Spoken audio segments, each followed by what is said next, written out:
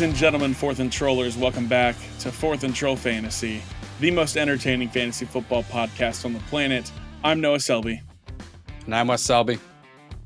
And we are back with you after a little bit of an extended break. We're glad you are here. We're glad to be hanging out with you after a fun Thanksgiving break. We hope you guys had a great time. Whatever you were doing over the holiday weekend, spending time with family, hopefully watching some football and eating some good food. We had a good time, and I hope you did too. We hope you did too. It's going to be a fun day today as we recap a pretty full week. It felt like we had no time off from football this weekend, Wes. No, It was not at just like, all. okay, all right, Thursday, and then it was like, okay, we'll watch one on Friday, and then Saturday, I feel like I was just recovering from the 2 days, and then it was like, oh, okay, and Sunday's here, and then we got to a fun Monday night game. What a thrilling Monday it was. That is an adjective, and there are many more we could use that we probably won't on air.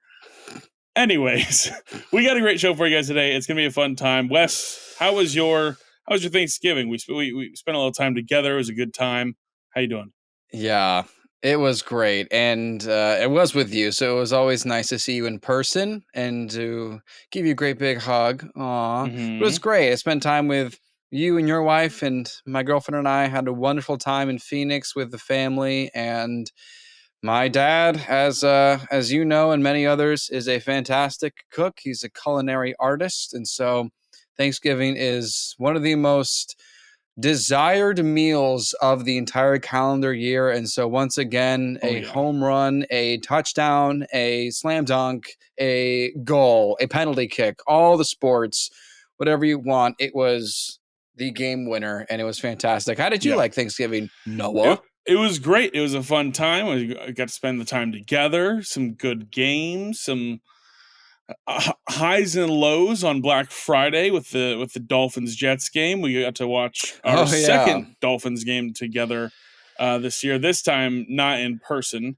We got both victories, both exciting, fun games to watch, with the exception of losing some a key defensive player, Jalen Phillips. Comeback season is going to be crazy next year, but it was a great time and a fun time for fantasy football. Some fun performances. Some big time comebacks. Kyron Williams, we'll talk about him in just a second. It was a good time, and some not so exciting performances to talk about as well. Looking at you, Josh Dobbs. We'll talk about you in just a second as well. My goodness, what a time! But it was overall a super fun weekend. Great times. We hope you guys had a fun time as well. Ate some delicious food and just enjoyed time off and with the family. Or however you chose to spend it. We just hope you had a great time and a full weekend of football. We're going to jump into today's show. We got a little bit of a recap, some waiver wire, some Thursday Night Football preview, and obviously some news we're going to jump into in just a second. Before we do all that, like, subscribe, comment. Let us know how your Thanksgiving was. Let us know what your favorite meal, or not your favorite meal, but your favorite item on your plate was for Thanksgiving. Mine personally was what your father, my uncle, has dubbed the Swanson. I was probably that before, but the bacon wrapped smoked turkey leg. I took a nap just after that one. It was just I believe it. Yeah, there you go. My girlfriend, she's vegetarian or a pescatarian, and she leaned over to me and she goes, "Even I think that smells great." Like, that's how high quality that turkey leg is, man. It was up there. Times. My goodness. It was a good time. Let us know what your favorite item was on your plate. And make sure you're following us on all our socials below. We're always dropping content for you guys, and we love being able to connect with you there, especially when we're maybe answering some start-sit questions for you. If you hit us with some comments and some DMs, we'll always do our best to go ahead and reach back out to you and let you know what we think and what our thoughts are. So make sure you are following us on all the socials. Let us jump into the news, Wes. Some few things to talk about. We're back into some bye weeks. What's going on? Oh, baby. Well, it's funny because we haven't done this episode since a week ago today, and you'd think we'd take the whole episode with news. Not really. Not a lot to report. So here we go. Let's start with the teams on a bye week for this week. Buffalo Bills, Baltimore Ravens, Chicago Bears, Las Vegas Raiders, Minnesota Vikings, New York Giants. Plan accordingly, be smart, be safe, and slot in your players on time. Okay. Hey, speaking of Black Friday, we saw Tim Boyle's first start for the New York Jets. That went super. Well, he's going to do it again because they announced that Tim Boyle will start once again for the New York Jets. Going to be a lot of fun watching that team. Anyway, hey, biggest news we heard yesterday morning, bright and early, woke up to the firing of Carolina Panthers head coach Frank Reich. Chris Tabor is going to be the interim head coach for the Panthers. I don't know which position coach he was. I don't know if you got that, Noah, but that's the name of the coach. If any of you happen to know who he is. Okay. Yeah. Dallas Goedert is trying to make his return this weekend against the San Francisco 49ers. I had to double check this, but he was never actually placed on the injured reserve list, and he was doubtful for both weeks, but he is really working to recover from his forearm injury in time for week 13. I don't know if that will actually happen, but yeah, forearm injury. okay. It was a broken arm. Like, what are we like? What? Dude, like, what? Is he just going to go full club? Is he just going to club the whole arm and it's just going to? I don't know. Like, what? Yeah, great way to catch it. Covered his whole hand. You can't even catch it one-handed. Who knows? But anyway, for those that love how Goddard has been playing, or for those that have Devonta Smith like myself and are finally reaping the benefits and are worried if Goddard's return might make an impact, that's something to keep in mind.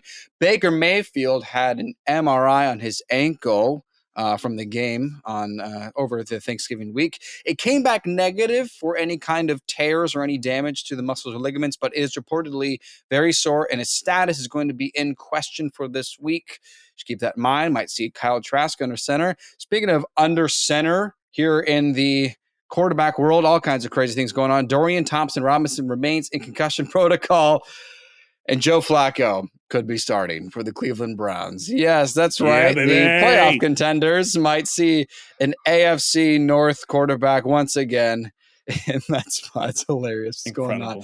Last piece of news here. Kenneth Walker did not practice on Monday due to his oblique injury. He's already missed some time. His status is definitely in question. They've already had a couple of games since they played on Thanksgiving Day, but they're going to be playing a week. So it's a full week, but they're playing on this Thursday night. So if he is out, Zach Charbonnet will once again start in place of KW3. That's it for the news. Now, let's try to remember all these games, man. We had, as you said, 4 different days dedicated to football, and we'll get you going on some hyped up and let down, baby. Yeah, let's start out with the Sunday night football game that wasn't actually Sunday night football. It was just extended that long that it felt like Sunday night football because there was an absolute just shootout, unbelievable game, potentially game of the year in Philly this Sunday. Unbelievable performances. Josh Allen played his best game of the season. He looked insane. He looked incredible. Jalen Hurts had 6 fantasy points at halftime. I have him in leagues. I was like, wow, I'm screwed. I'm losing. This is terrible. This sucks. He ended with 40.5 fantasy points. What on earth? Unbelievable. Josh Allen with 43.6. Incredible stuff from some quarterbacks here. And then Dak Prescott on Thanksgiving. You'd think, wow, they're up big on the Commanders. They should probably just run the ball out. Man, Tony Pollard's going to get so much work. Rico Dowdle's going to get so much work. What's the deal? Mike McCarthy is just like, they're going to keep bombing it. Just going to keep throwing it. Yeah. This sounds fun. Let's just keep doing this. 40.24 fantasy points for Dak Prescott. Listen, Kyron Williams, first game back after injury. Over 200 yards from scrimmage, 16 carries for 143 yards, 6 catches for 61 yards, and 2 touchdowns in the air. He had 38.4 fantasy points, and he was unbelievable. Insane. CJ Stroud. I marvel at this guy. I cannot believe I was sitting there watching him play and just go. And at one point, I looked at my wife and I said, this guy right here, number 7, CJ Stroud. I think he is going to be one of the best quarterbacks in the NFL for the next 10 to 15 years. He's unbelievable. He looks so good.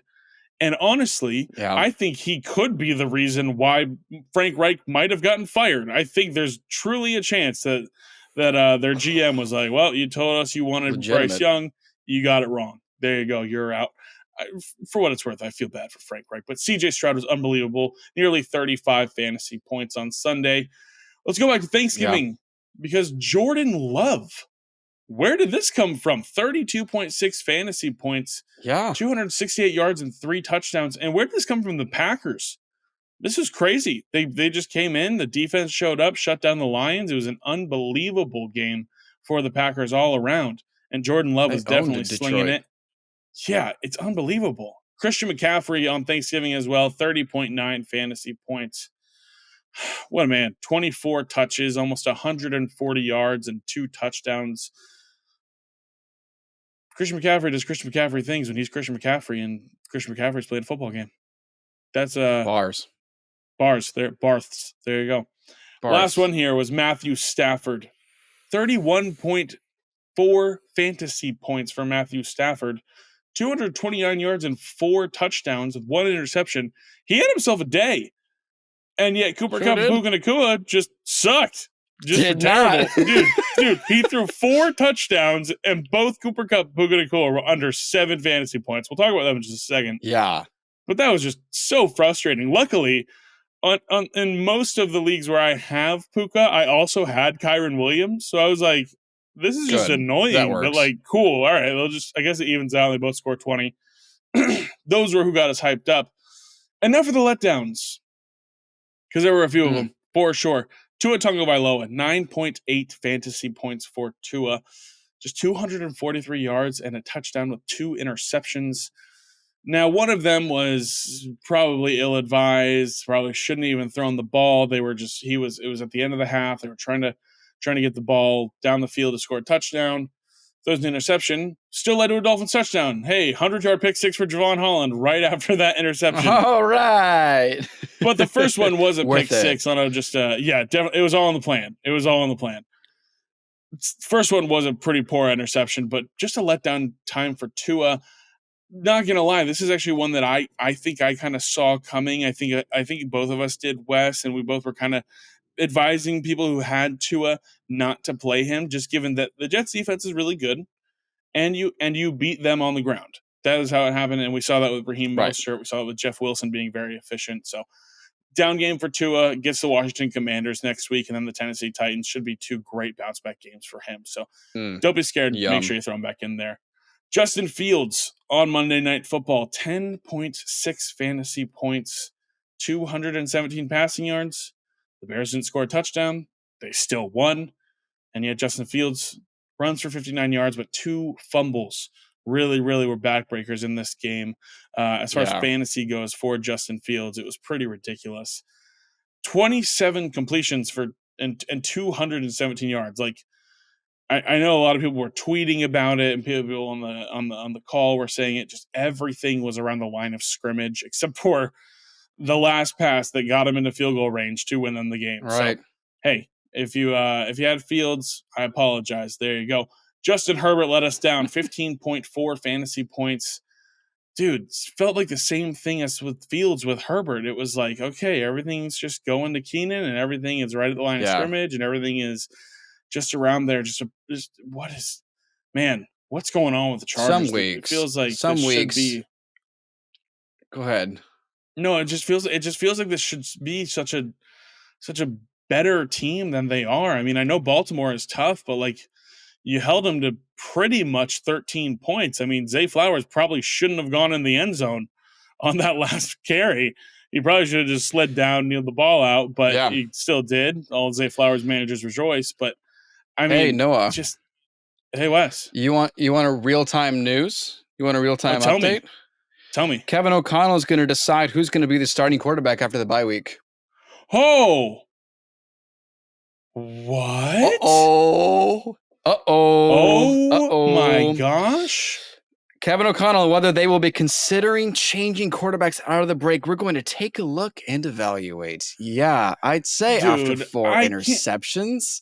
I mean, yeah. I don't think it's... But 2 of them weren't his fault. Like almost Two that got nearly batted. like three of them were pretty much not his fault. The fourth one he threw was like he was going down and then like the defensive lineman caught it as he was trying to get dude. Oh man, Yeah. who would it be? I think it would be Nick Mullins. I Nick believe it would be Mullen, Nick right? Mullins or Jaron Hall, but I don't think Jaron Hall's going to get another shot. That is wow. Man, and just a couple weeks ago, dude, we were like, yeah, I think Josh Dobbs is playing himself into a new contract. What the heck? I Yeah. mean, this is crazy. This is crazy. Oh, Real how the time times news. change. Oh Yeah, my baby. gosh. Craziness. Oh my goodness. What the heck? Okay, back to Craziness. I want to just talk about this so much. What the heck? Okay. Austin Eckler, big letdown. Again, 9.4 fantasy points. What the heck? Huge. This dude doesn't look like himself anymore. It feels real bad if you're an Eckler owner. Jameer Gibbs was just 11.3 fantasy points. You wish you would have gotten into the end zone. Felt like he had a couple opportunities, but the Lions just did not look very good. DeAndre Right. Swift. I'm surprised to see his fantasy output because during the game, it felt like he was just getting a lot of really nice touches, some really good opportunities. I mean, he had 15 touches for 84 yards, so nearly 5 yards, I think over 5 yards a touch, but it was just like, just didn't find the end zone, wasn't super No involved in the PPR passing value game. in this game. Yeah, super, super tough stuff, and that is his bread and butter. So there you go. Saquon Barkley, definitely a letdown, 6.2 fantasy points in a Ugh. I mean, I'll say probably more boring than Monday Night Football. That game was so ridiculous. Dalton Yeah. Schultz, 1.2 fantasy points, definitely a letdown for a lot of people. He had been so good lately, and it just continued to be the Tank Dell and then Nico Collins show in the second half. So disappointing day for Dalton Schultz. Jaylen Warren, first game back after a bit of a change up there in Pittsburgh. Matt Canada, no longer the offensive coordinator. A lot of people thought, hey, Right. Jaylen Warren's going to be the guy. He looks so much better. 7.2 fantasy points. Still had similar carries to Najee Harris, but Najee was definitely toting the rock a bit better than Jaylen Warren there. That was disappointing. Gus Edwards, 4.7 fantasy points. Hey, we all see what happens when Gus Edwards doesn't score touchdowns. Neat. Yeah. That's fun. There you go. That's what happens. He doesn't end up having a good fantasy day for you. Didn't fall into the end zone. That Sunday night game was really strange too. A couple weird games to end the week. Very Last weird couple game. here. George Kittle, 4.9 fantasy points. Bummer. There you go. He came off of his high, off of his slow burn he was having there for a few weeks, just putting up big points for you. Disappointment there. And now we land on Josh Dobbs, who we just got a bit of news about. 5.6 fantasy points, 21 for 31, 163 yards and a touchdown, 4 interceptions. Oh man, this was not what we signed up for when we rolled out Josh Dobbs this week against the Chicago Bears. Dobbs should have a great day. He's been awesome. He's been using his legs so much. 11 rushing yards, just 2 rushes for him. That's Just the such a worst part for me. disappointing day. Yeah, his rushing upside is what we talked about. Is so high. He's been rushing so much. He's been rushing for touchdowns in every game since he joined the Vikings. He's been just on top of it. 5.6 fantasy points is not what you signed up for with Josh Dobbs. I can assure you of that. And I guess we'll see what happens here. Do some evaluating after the bye week. Probably going to get Justin Jefferson back, so whoever is under center is going to have a full slate of weapons here for you. We'll go ahead and see what happens. Yeah. I'm not sure, but Josh Dobbs was a big letdown. Interesting. Definitely interesting stuff there. That's it for hyped up and let down. We're going to jump into Fluker for real right away here. Some names to talk about. Some we already mentioned. Starting out with Jordan Love, 32.6 fantasy points. Wes, is Jordan Love back? Is this a fluke? I mean, what do you think? I think that you can depend on Jordan Love to get you around 20, maybe 25 points. I think 30 plus points. Again, this is a 6-point scoring system that we're reading off of for touchdowns, passing touchdowns. I'm not going to count on 30 plus points again, but I think Christian Watson is going to be, and apparently Jaden Reed, are going to be enough to get Jordan Love above 20 points. And if you are thin at quarterback, or you had Joe Burrow and you're trying to figure out something else, or maybe you were rocking Josh Dobbs and you just found out that he may not be the starter, I'll say for real. If you need just a decent floor, I'll say for real on that. Yeah, I mean this is similar to what we saw at the beginning of the season when not Josh, when Jordan Love was doing really well, and it was because he was getting the ball in the end zone in the air. That was and then that was how he was really putting up his fantasy production earlier in the season. He comes back to it on Thanksgiving Day game, and we'll see if he can continue. It'll definitely be good things to come, and those young receivers look good in Green Bay. So team might be sneaky good. Yeah. Might be a sneaky good team here. Could sneak into the playoffs. Who knows? I know they want to get Aaron Jones back. Bijan Robinson. Oh my goodness. Arthur Wow. Smith. Thank you. Thank you. You did it. Wow. You used your high draft pick. This is incredible. What a day. What a moment of rejoice that we're having here. 27.3 fantasy points. What he had 22 opportunities, 19 touches, 16 carries for 91 yards and a touchdown, 3 catches for 32 yards and a gorgeous touchdown catch. 27.3 fantasy points for Bijan Robinson this week. Awesome performance from him and something we definitely love to see. And the Falcons are somehow competitive in the playoff race because they suck and their whole division sucks. And they are. Yes. This is ridiculous. All the Bijan Robinson owners collectively rejoice. Wes, how are you feeling about Bijan? Yes, that is the practical reason I can say this is for real, because the Falcons have a legitimate shot to make the playoffs because of how bad the NFC South is. And when you have the talent of Bijan, you see what it can do, and they have a chance to host a playoff game this season. So there is real reason to say for real, instead of just try to preserve him and get him going for next year. No, the Falcons, for whatever blind reason, think that they have a shot to make the Super Bowl, and I'm going to buy it for my fantasy playoffs, baby. Let's go. Yeah. We were Bijan. waiting on this for Bijan, Let's go. and we finally got it. It's exciting times for sure. Hey, Wes, I want to come back to something because we sometimes have a history on this podcast of talking poorly about a player and then they start doing really well. And okay, Trevor Lawrence, like, okay, I'm sorry, I guess, for saying I was dropping you and I was going to start Josh Dobbs over you, and we were both very comfortable starting Josh Dobbs over you. Because, dude, he is freaking lighting it up now. He had a 30-point week last week. He had a 27-point week this week, more or less. 364 passing yards and a touchdown. A rushing touchdown with 0 rushing yards somehow because it was like a 1-yard tush push pretty much, and then he kneeled the ball down at the end of the game. So that was a hilarious stat line.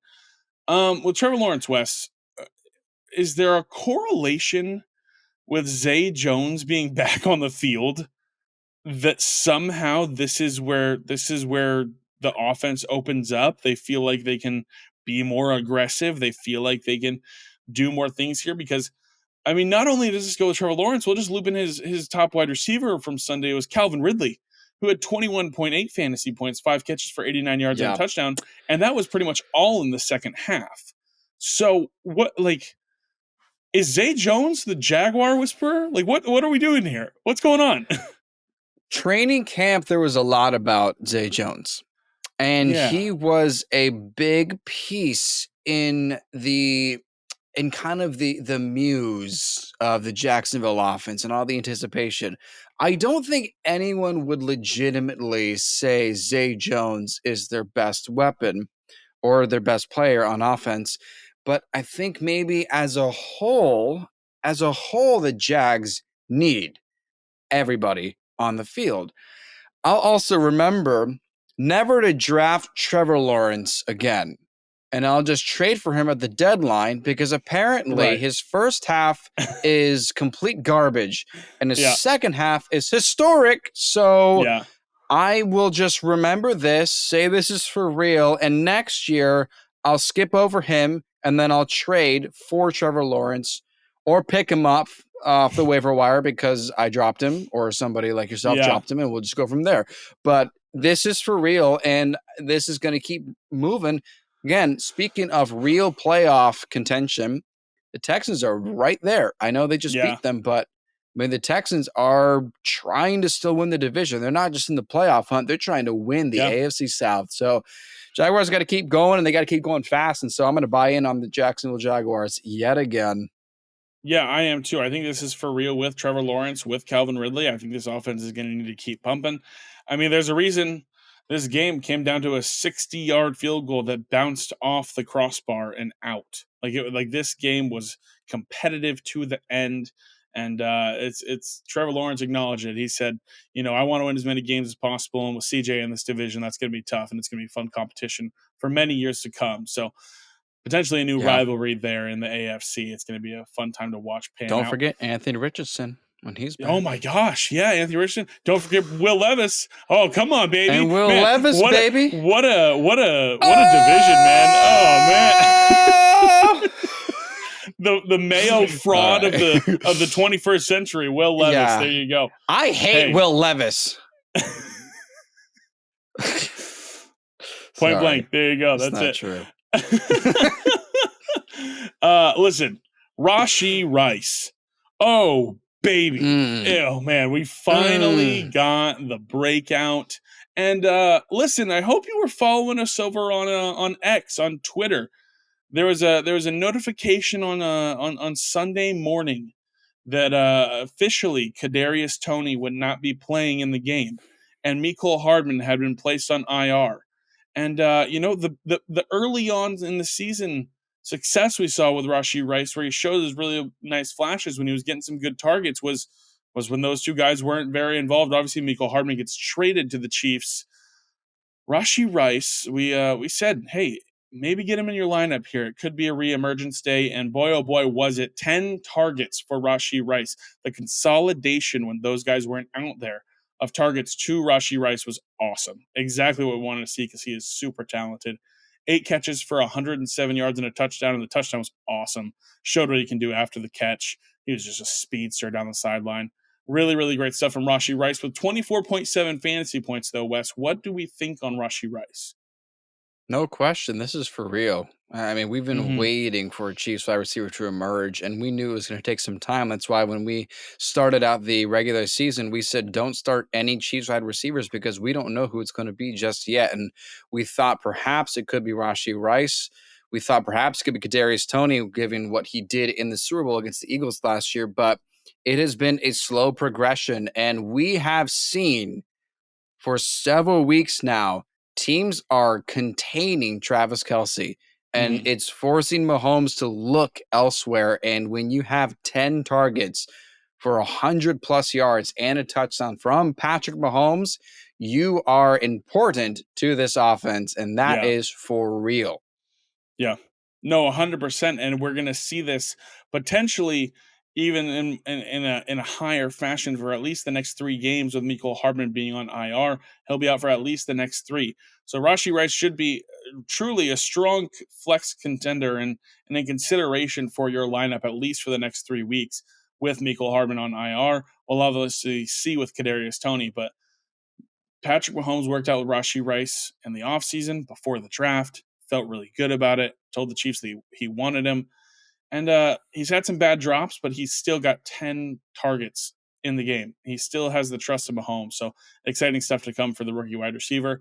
Another rookie wide receiver, and we mentioned him already, was Zay Flowers. And Wes, me and you been so high on Zay Flowers since the preseason. We said, hey, with Mark Andrews out, he could help you out with your playoff push. He could be a playoff push hero. And look at that, 23.2 fantasy points.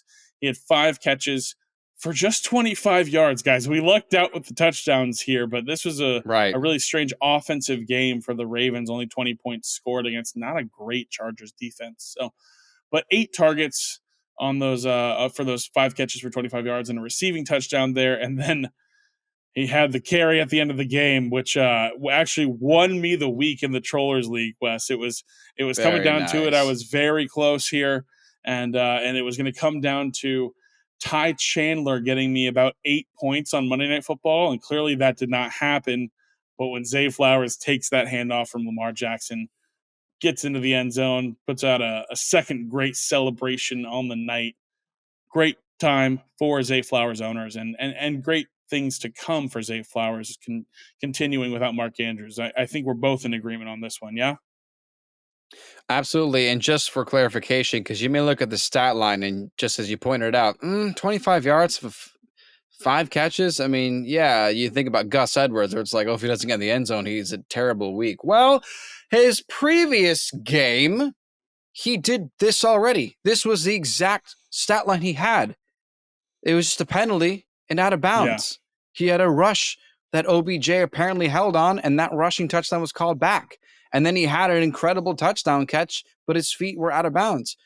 This is what he does. So I know the 25 yards doesn't seem sustainable, but this is what he is doing. And whether you have Rashee Rice or Zay Flowers, I think you're in good hands with one of these rookie wide receivers that's really going to help the playoff push, I think, for a lot of agree. people. Yeah, I think so. And these two rookies are definitely going to be exciting to watch for many years to come as well. So good things coming here for the a few in the 2023 wide receiver class. Not so much for a certain Chargers rookie wide receiver. Oh boy. Tony Pollard, 22.3 fantasy points, second week in a row. Wes, you're making noises. What do you think about Tony Pollard? Oh, because it's the PPR that is why I believed in him so much. I thought his PPR game was going to be so great, and no matter how I looked at it, I saw him as a top 5 easy going into the season. I put him as number 2. But I'm gonna say for real. I think this is 2 weeks in a row that he's done this, and to do it again, and he has, and there's a reason we drafted him this early and you just stick with him, and hopefully you can find a rushing touchdown. But I mean, is there what reason would you say don't start Tony Pollard? Yeah, right? I think some people could be like, well, Rico Dowdle's emerging, but it's like, well, yeah, but it's still pretty clearly Tony Pollard's job. It always has been Tony Pollard's job. He just hadn't been scoring the touchdowns. And now we see he's scoring the touchdowns. So hopefully this continues. And it's a little bit of a scary kind of start going forward still. I think I'd love to see one more week of like, okay, he really is involved in the red zone packages. Yeah. He's really getting in there. So I mean, he had a great touchdown run against the Panthers 2 weeks ago. Like it was fantastic. And then obviously the Commanders game on Thanksgiving night, he gets in the end zone there as well. So listen, I think you just keep rolling him out. I think you have to. And we were at a point where we were saying you have to bench him, and then he started scoring touchdowns. So now the touchdowns are here, and I think they'll continue. So there you go. I need to. I'm sinking down in my chair. I don't know if you see this. I'm going to pick myself up here because I need to be very ready for this next fluker for real. Yeah, that's totally fair. Yeah, I was looking at the Cowboys schedule. They've got some favorable matchups as far as rushing defenses go. So as long as you can hold out against the Bills and the Eagles with Tony Pollard, you should be okay. Yeah, we should be all right. And now, the moment we've been waiting for all season. The Muth is Luth, baby. The Muth is Luth. Oh my goodness. What?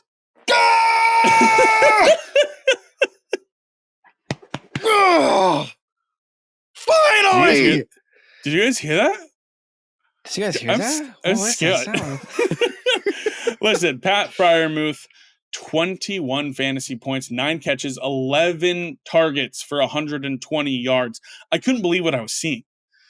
I was like, oh my gosh, it's finally happening. He is getting Luth. It is incredible. Listen, this is Luth. To me, this is for real. And listen, I may be talking about him a little bit later, but this is for real. And for me, Wes, I don't know. What do you think?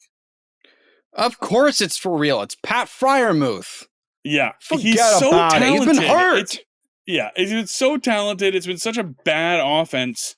And, oh man, wow, they fire Matt Canada. And then now, of course, some players reach their potential. So there you go. Listen, it's for real. Roll him out. He's Luth. Why would you try and not Luth? Why would you try and contain the man who's Luth? Gosh. Christian Watson, we mentioned him a little bit there. 20.4 fantasy points. I think this is for real, Wes. I think so too. He's proving to be what he was at the end of last season with Rodgers. He's good. He's good. Yeah, 100%. Jacoby Myers. Whoa. A name I did not expect to see on this side of Fluker for real. 20.1 fantasy points.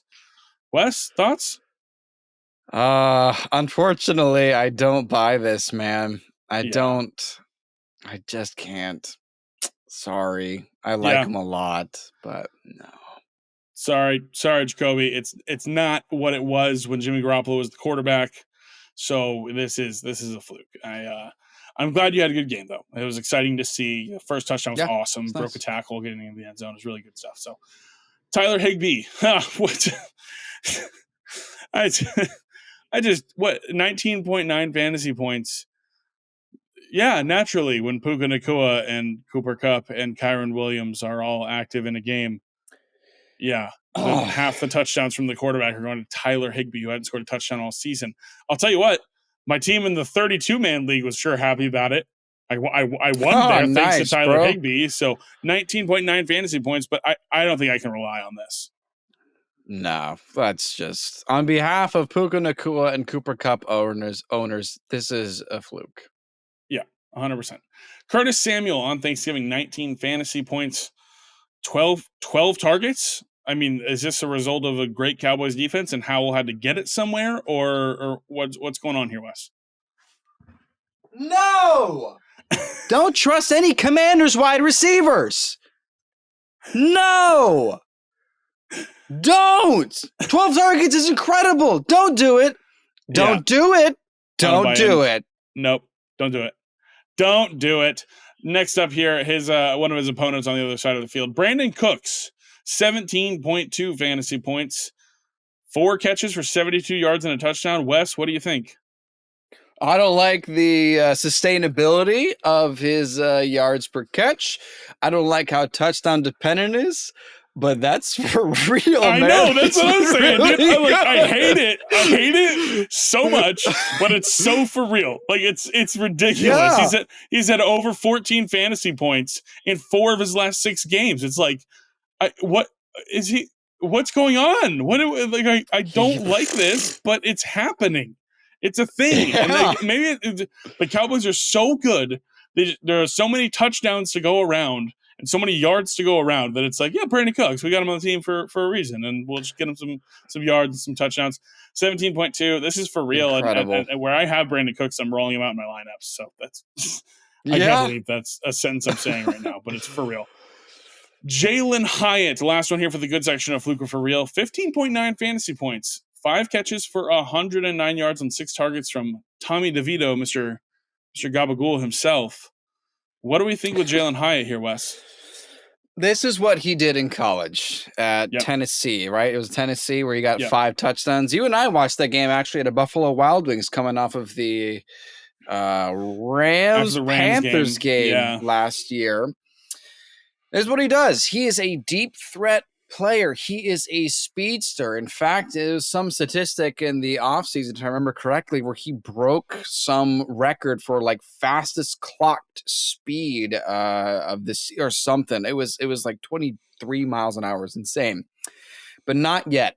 He's a rookie. He's got a bad quarterback. No offense to Mr. DeVito, but this is not his year. Maybe next year when they figure out something, but I'm not going to use Jalen Hyatt to help me win playoff games in fantasy this year. So that is a fluke.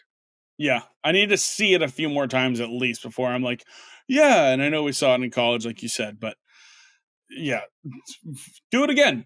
Do it again, and then do it again, and then do it one more time, and then I'll be like, yeah, okay, I might consider it. We'll see what happens. The season's over. Oh, okay, cool. Yeah. Oh, okay. So next year, maybe. That's it for the good side here. On the bad side, a couple of Rams wide receivers here. We mentioned them. Cooper Kupp and Puka Nacua. Puka Nacua was 6.7 fantasy points, 4 catches on 8 targets for 27 yards, and Cooper Kupp with 4.8 points, 3 catches on 5 targets for just 18 yards. What do we think, Wes? They're becoming liabilities because this has been a few weeks in a row that they are losing us games. And it feels like this season for the Rams, as much as they are in the hunt in the NFC playoff picture. And as much as they want to fight, doesn't it feel like that it's just time to move on from Stafford? Like this chapter, Yeah. like that great Hollywood story of Stafford being traded from Detroit and Cooper Cup's Triple Crown season and OBJ's addition, and that was yesteryear. That's what it feels like. And as much as I like Puka Nakua, I call me crazy, but I think this is for real. You're not crazy. I think this is really a chance to be for real. I mean, here's what the other side of it that I'll say, and what I'm trying to convince myself of here. Let me start with Cooper Cup. I am worried about Cooper Cup. He's had really kind of like one good game this season. And I was under the impression and thought process here that when Cooper Cup returned from his injury, he would be the best wide receiver in fantasy football. He'd give us no other reason to think otherwise. He had been incredible with Matthew Stafford. And I think we've just made too many excuses one too many times now. I think it's been the targets are there, but you know it was Brett Rippin, or you know it was or he may not have been fully healthy. You know, he was coming off the ankle injury in this game. I, 5 targets. That's not who Cooper Cup is. That's not No. Cooper Cup. And here's what I'll say: the Rams were dominating this game. They were absolutely dominating this game through the run, through the dump off passes to Kyron Williams and Tyler Higbee. And maybe they just didn't need Cooper Cup to be a real offensive factor. Maybe he was out there as a distraction, as a decoy. I'm a little worried about Cooper Cup, though. I am truly. If it doesn't feel good if you're a Cooper Cup owner. So on Cooper Cup, that's where I'm at. On Puka Nakua, I am gonna believe with Puka that was the case for this game. They were dominating. They were up so much they didn't need to be passing the ball. Not Ronnie Rivers, Royce Freeman had 13 carries in this game.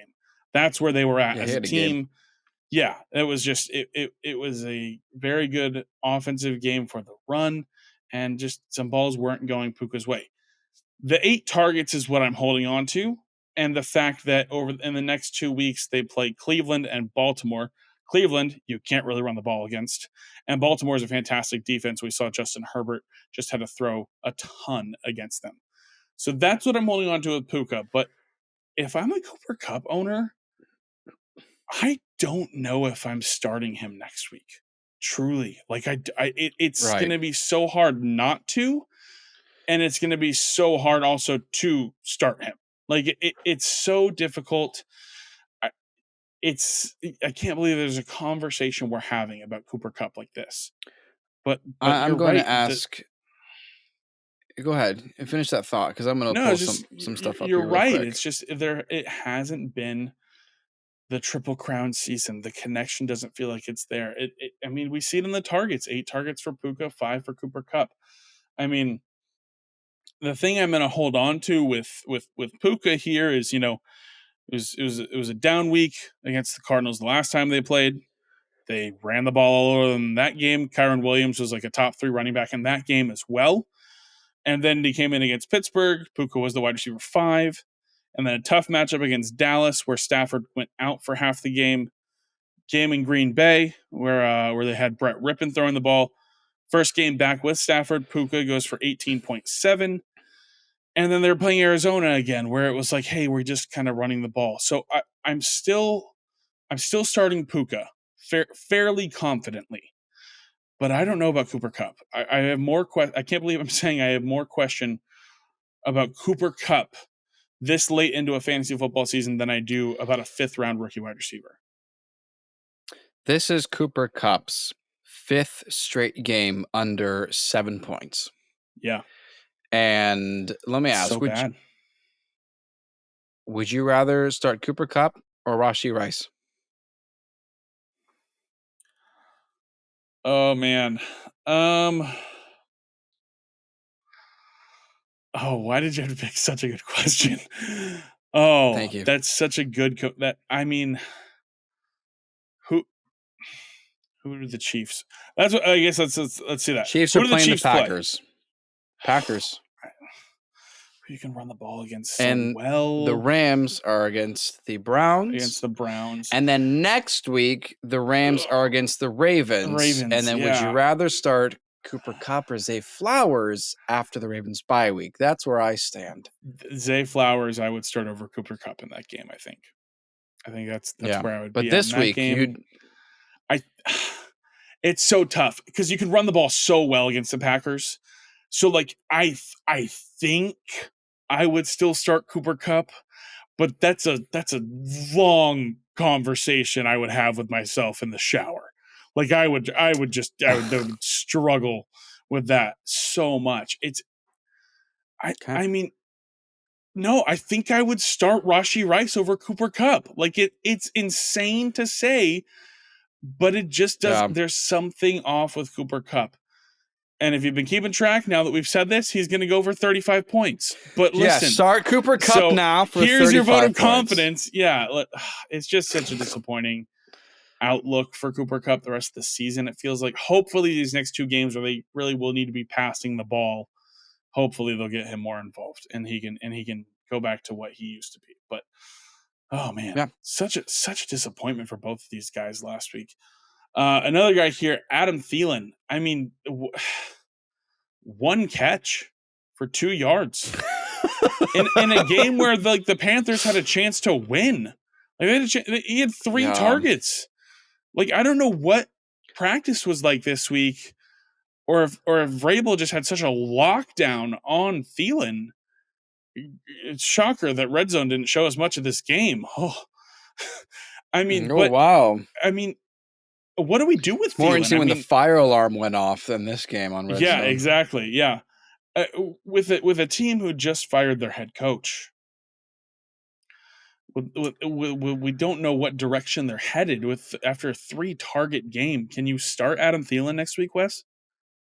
I think you can have the conversation still. I'm still willing to say that this is fluke because of the circumstance, and we know what Adam Thielen's rapport has been with Bryce Young, but I will need to be convinced because if I've got any of these other people in this good segment or I've got someone hot, like if I've been holding on to Calvin Ridley this whole time and it's like Calvin Ridley, Adam Thielen, yeah, I'm rolling out Ridley. If I've got Christian Watson, I'll roll out Watson. If I've got Zay Flowers or Rashee Rice when Flowers back from his bye week, yeah, I'll roll them out instead. But if I'm looking at a desperate help, yeah, I think Thielen will be okay for that. But I don't know if we're going to be at our 25-point PPR game that Thielen has been helping us win this whole season. Yeah, and he hasn't hit that mark since before the bye week, since week 6. So after the bye, it has been 15.2, 7.9, 10.2, 15.4, and then 1.2. I think you can still roll him out. I do. It's his lowest targets of the season since week 1. And it's his worst fantasy game of the season, but he rattled off a 10-plus point game, 3 of the last 4 before this past week. He's still playing a ton. He had 11 targets, 6 targets, 10 targets, 11 targets, and then this 3-target game. So it's probably an outlier, but man, that's just crazy. I mean, pretty unbelievable to see this happen. I mean, I was going up against Thielen in some leagues, and I came to a victory because of his poor performance. So definitely a positive there if you were going against him, but you can probably keep rolling him out here. And then a few quarterbacks we're going to close out with here. Lamar Jackson, 16.98 fantasy points. I think this is what you sign up for with Lamar. Am I wrong? I guess so. Yeah, I guess let's just end the conversation and start him. And some weeks you lose because of him, and some weeks you single-handedly win because of Lamar Jackson. Yeah. He hasn't been like consistently elite since his MVP year, truly. And so, I mean, this is a new offense we're looking at. I mean, who knows? We'll see what happens here. But Lamar, it's definitely just been an up and down season for you. Geno Smith, 7.3 fantasy points. Tough matchup here against the 49ers, but the Seahawks really just looked kind of lost all game.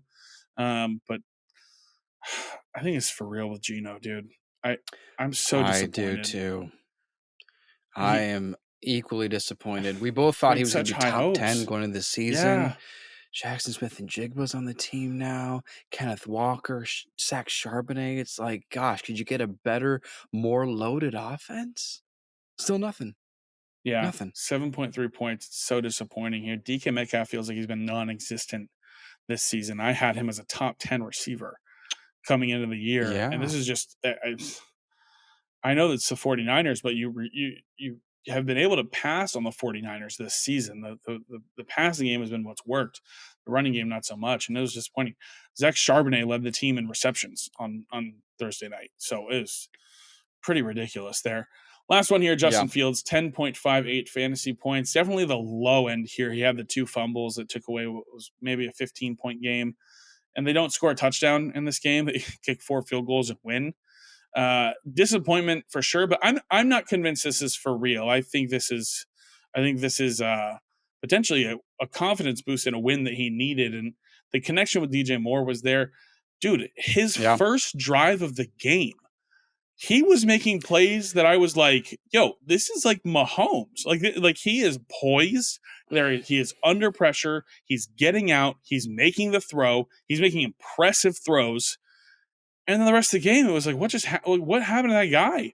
It was all dink and Yeah. dunk after that. And so Because the I don't know Vikings what. defense didn't change anything up. They didn't just start Yeah, blitzing. It's just I don't know. I'm a little worried about the rushing upside because that's really what I sign up for with Justin Fields. But other than that, I think you give him another shot. I think you What are can you too. Yeah. laughing about? There's a silly something in our show notes that I saw that I can't say out loud that Oh, made me oh okay. chuckle. So funny times here. We're always goofing off here for the troll Always being fantasy. silly, guys. That's it for Fluke or for real. We're gonna go into our waiver wire ads here. These are guys that we think are out there that can help you with your playoff push. Get them on your team. Wes, hit me with your waiver wire ad going into week 13. 13. What the Can heck? you We're so believe it? ridiculous. We got Here we 2 weeks go. till playoff starts. Let's go. All righty. Got the obvious waiver wire ad of the week. He got pretty loose over the week, and it's Pat Fryermuth Yeah. because he is incredible. And I love this man, and I can't wait to spend the rest of my life with him because he is my new husband. No, he's awesome. It's no fluke. We've already said it in our Fluke for Real segment that he is legitimate. We were very excited about him going to the season. Unfortunately, he got hurt and missed a lot of time, but he's back, and this is exactly who Pat Frymuth should be. I'm going to add a little sneaky waiver wire just to put him out there in case something really does begin to change in Carolina. I think just keep a little tab on Jonathan Mingo, who had a pretty decent week. Not too bad, nothing to write home about, but he is an awesome, awesome wide receiver.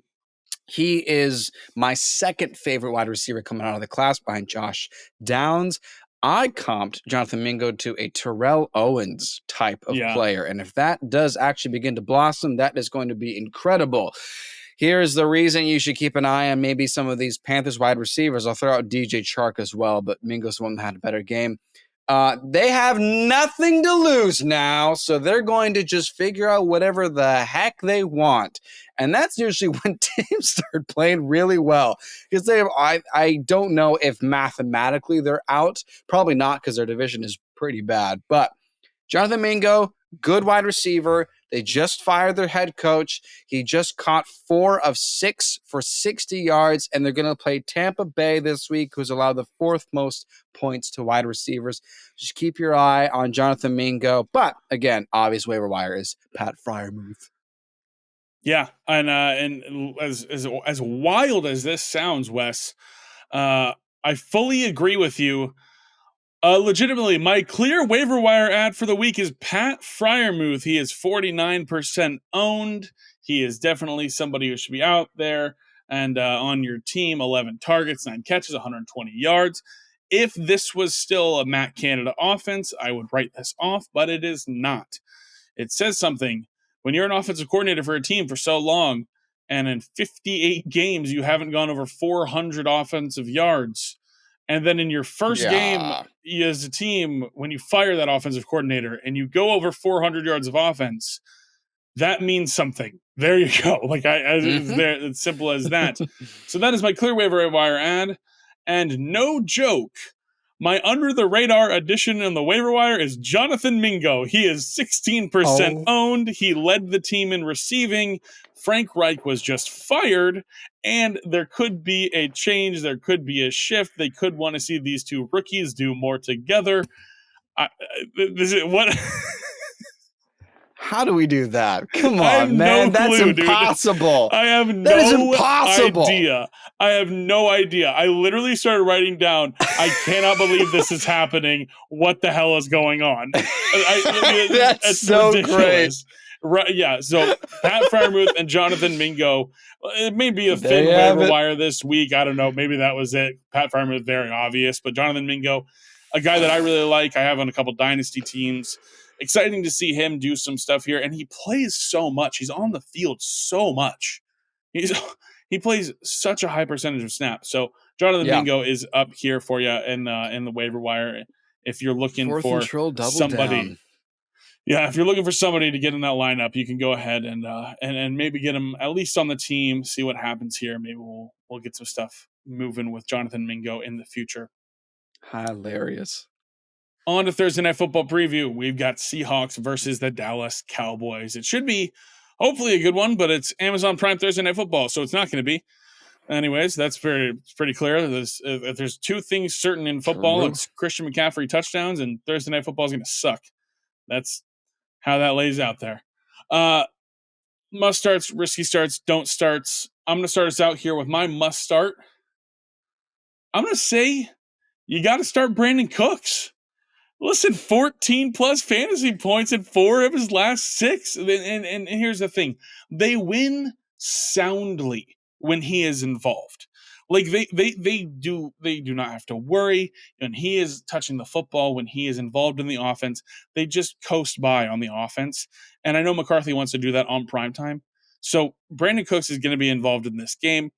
Not to mention, I think CeeDee Lamb is going to see the shadow from star rookie corner Devin Witherspoon from the Seattle Seahawks. So might be a little bit more of a tougher coverage there on CeeDee Lamb. So I think Brandon Cooks is going to see a good amount of targets in this game. I think you got to roll out Brandon Cooks if you have him. I think he's a must start. Same. I think you should start Brandon Cooks. Yeah, baby. Because here's this whole episode, I guess. Now, I have just a little bit of separate information, so I have actually something to contribute myself. But he's averaging 96 yards over the last 3 games. He's had 2 touchdowns his last 3 games, and he's averaging 17 yards per catch. It's pretty great what he's doing, and as we mentioned in our Fluke for Real segment, may not be a sustainable stat line when you see 5 catches for 70, 80, 100 yards, but that's what he does. That is his bread and butter on this Cowboys offense. So if you got him, just line him up in your flex and see what happens. Roll him out. You don't have Stephon Diggs. Who else are you going to start, huh? Brandon Cooks must start there on Thursday at night. You got him. My risky start is Zach Charbonnet. Now, I don't think Kenneth Walker III is going to play this week. Even in a bad matchup last week against the 49ers, Zach Charbonnet still had about 10 fantasy points. I think just the volume he's going to get in this offense, continuing from last week, I think he's going to still be decent enough to be maybe a mid-tier RB2 this week, maybe 12, 15 fantasy points. Hopefully he finds the end zone. I think he's a risky start. It's just not a great matchup, so you can play him, but it's kind of a situation where I'm in a situation where I'm going to have to play Zach Charbonnet, and I'm not like thrilled about it, but I don't think it's going to be terrible. Right. So Zach Charbonnet is a risky start. Don't love the matchup, so don't play if you don't have to, but don't be necessarily super worried if you have to. I think he can still have like a 10, 12, 15 point day. So my risky start is Zach Charbonnet. What's going on? What's going on? Yeah, 5 targets, averaging 5 targets over the last 3 games, and the last 2 games without KW3, 15 carries, 47 yards. Not impressive, but he's getting the volume, 88% snap count each of the last 2 games. Just as you said, Dallas Stevens is going to be tough. My only silver lining is, maybe the passing game that's been so poor, they got to pivot and they got to try something else against this really great team. So, okay, 2 for 2. Oh my gosh. What is going on? Don't start. Okay, let's see. All right. So my don't start on Thursday night. Say I'm phoning this one in, but don't start Geno Smith. I'm taking the L here, guys. I had him as a top 10 quarterback this year. They wrote me off. I didn't write back. Maybe you should have. Maybe you should have written back and said help, because next year is going to be terrible. It's been so bad for Geno this year, and he was a late round draft pick in fantasy drafts. A lot of people waited on quarterbacks because they wanted to take him. Hopefully, he got like a free agent off of waivers. So maybe a CJ Stroud, maybe a Josh Dobbs, maybe. But listen, don't start Geno Smith. I mean, it's. I know there's a handful of teams on bye, but I'm taking the L. It's been a bad year for Geno. Can you see that I put Geno Smith as my don't start as well? Stop it! I don't know if you can read that or not. Oh my god! That's it for this episode. Oh my gosh! That's it for this episode. What is going on? What is ridiculous? That is awesome. Oh my gosh! Listen, thank you guys for hanging out with us. We love being back with you. We love having a good time. Let us know who your top waiver ad is. Let us know if you're this in sync with anybody else in your life, because oh my gosh, this is ridiculous. Let us know how your Thanksgiving went. Let us know how you're looking for fantasy playoffs. Drop it in the comments. Make sure you're following us on socials. We will catch you on Friday for a Thursday Night Football recap and a Week 12. No, 13. Week 13. Why do I keep doing that? I can't believe we're in Week 13 and a Week 13 preview of Studs and Duds. My name is Noah Selby. And I'm Wes Selby. And this has been 4th and Troll Fantasy. 4th and Troll Fantasy is a production of FQ Media and Selby Artistic Workshop.